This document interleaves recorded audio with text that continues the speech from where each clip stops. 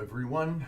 Father Joe, your friendly neighborhood pastor, coming to you from St. Patrick's Church in lovely and bucolic Highland Mills, New York.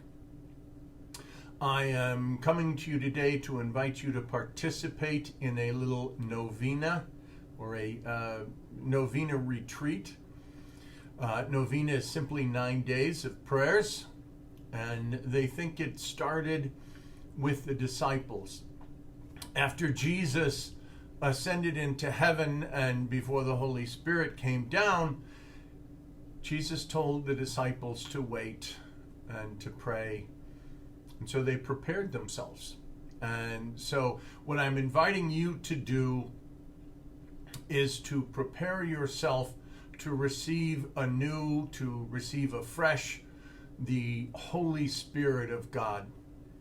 We oftentimes think of preparing to maybe go out or preparing to go to Mass, hopefully preparing ourselves to receive communion. We sometimes forget about baptism and maybe confirmation if you're my age. I was baptized as a baby. I was confirmed in 4th grade. And frankly, in school, my valuable import was that I made the upper half of the class, academically speaking. I made the upper half possible by being in that lower half. So I'm not great on the knowledge of the sacraments. I wasn't when I was growing up. I am now. But so I didn't know a lot about baptism or confirmation, even communion, when I made it. And as a result of that, when I would go to church, it didn't mean anything. God was giving me something. By the way, God is there. Whether we invite him or not, God is there. But the question is, what do I receive? And so I am a big fan of a woman named Sherry Weidel. She has a great book out called Forming Intentional Disciples. And she wrote it because she realized, she's a convert to Catholicism. She says, God is showering this grace as only a convert could. She says, how do you guys not know this? There's so much there. And so she looked at the teachings, St. Augustine, St. Thomas Aquinas, and they speak of God giving the grace, but how much do we really receive? How much is actually received by us? And so she looked at different things, and she came up with 5 thresholds. I'm going to call them stages of becoming an intentional disciple. And we can think about this as being open and receptive and ready to receive the grace of the Holy Spirit. So her 5 stages are trust. That's when we simply have a positive relationship or association. It could be with Jesus, it could be with someone. The second is curiosity. I'm interested, not going out of my way, but this sounds interesting. The third is openness.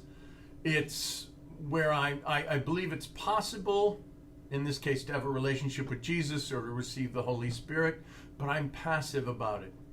I'm not active, but if God throws it my way, I'm going to look at it.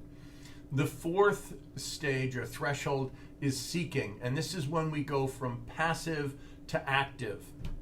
Sherry Weidel calls this dating with a purpose. And finally, the 5th is intentional discipleship. And that's when we make a conscious decision, a commitment to follow Christ, to reorder our life, to do whatever it is we need to do. And so during these 9 days, I'm just going to talk a little bit about those thresholds, and then I'm going to integrate some of my own experience and invite you to reflect on your experience with God and your relationship with Him.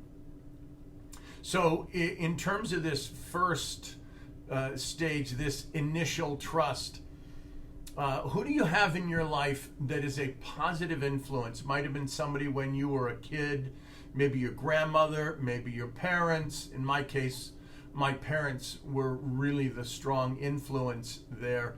They both went to Mass. They took the family to Sunday Mass. My father went to daily Mass almost every day. My mother did when she could. But they went on retreats. They did spiritual reading. And we talked about this stuff at the dinner table, even when I was a little kid. Another influence for me would have been my next door neighbor and friend, John Fry. Even when I wasn't going to Mass on Sundays, he was going to daily Mass. Never made a big deal out of it. He wasn't saying, hey, look at me, I'm so holy. He just liked going to Mass. He liked having that relationship with Jesus. And in high school, and I feel ashamed of this, in high school, I used to talk him into skipping Sunday Mass, and we'd go out for breakfast. And I'd lie to my parents. So I was not only keeping him away from Mass, but I was also lying to my parents. But he was a very positive influence on me of what a Christian life could be. And then my senior year of high school, I was taking a class in the Gospel of John from Father Bob Carroll, O'Carm. And he loved Jesus. And he was excited about the scriptures. And so I could not help but having this positive association with him, which made me curious. It's like, wow, if that's so great, what is it that he's got, or what is it that he knows? And so I was interested, I was intrigued, and that really was when my life turned around. It's when I went from not really having much of a relationship with Jesus to having a relationship in terms of religion. I went from not going to Mass, actively choosing not to go to Mass, to deciding to go to Mass every morning. And I'm going to speak about that later in the week. But those were people who did not force this on me. My parents made us go to Mass when we were kids, but we didn't know we had a choice. But they made an impact on me. I won't say I wanted, because that came later. But I trusted them. And I knew that there was something real in their life. And so the next question you might ask is, if people come into contact with you, will you be a real example for them? Not that you can defend your faith, not that you know everything, but are you a real example of someone who can say, yes, I am a disciple of Christ, and it motivates my life? So that's your first day. God bless you, and hang in there. You can see Gemma down there on the floor. Gemma's trying to hang in too. God bless you.